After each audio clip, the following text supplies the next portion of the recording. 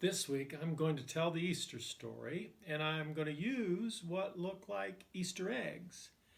But they're not your normal Easter eggs because what's inside makes them very different and tells our story.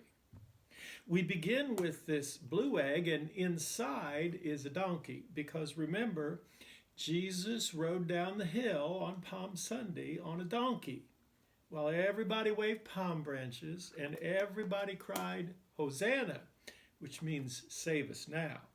Well, that was the best part of the week for Jesus because not too long after Palm Sunday, Jesus' friend Judas Iscariot sold him for 30 pieces of silver to his enemies who wanted to kill Jesus. Well, then we fast forward to Thursday night. And on Thursday night, Jesus got together with his disciples, all 12 of them, and they had the Last Supper together. In that supper, Jesus broke the bread and said, "Every time you eat this, remember me. This is my body." And he took the cup and said, "Every time you drink this, remember me.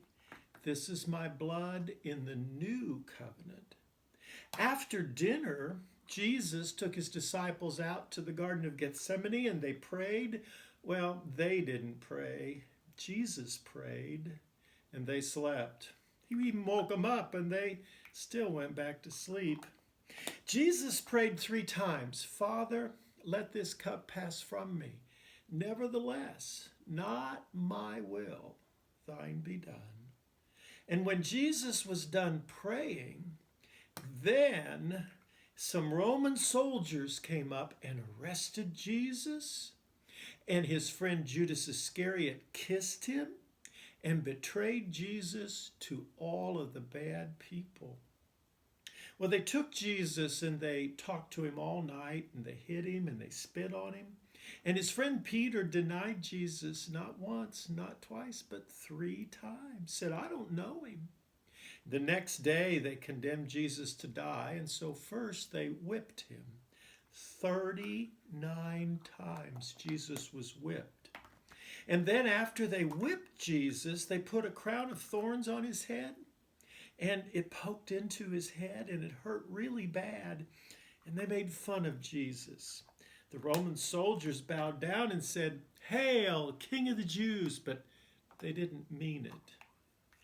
After they did that to Jesus, they made him carry his cross out to a hill called Golgotha. That means skull. And there they nailed him to a cross. And you know what Jesus said? Jesus said, "Father, forgive them. They don't know what they're doing."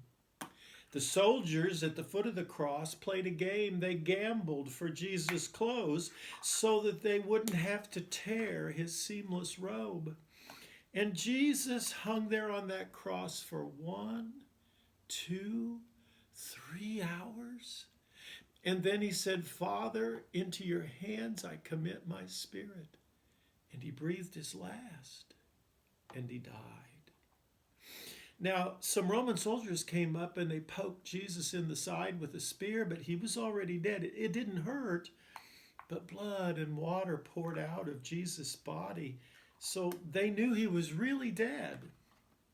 And then they took his body down off a cross, and some friends, Joseph and Nicodemus, they wrapped Jesus' body in white cloths with spices, and then they carried it to a tomb that was a rich man's tomb, a borrowed tomb, and they laid Jesus in the tomb, and they rolled a rock over the opening, and then they went away.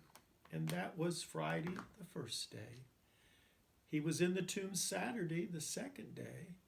And early in the morning on the third day, some women went to the tomb to see about things, and they found the stone was rolled away. And there was an angel who said, "Remember what Jesus said, what he told you?" And when the women looked in the tomb, look what they found. Nothing. The tomb was empty, and that's what Easter really means. Easter means an empty tomb, because Jesus isn't dead. Jesus died, and now Jesus is alive. God raised Jesus from the dead. And that's the best part of all of Easter.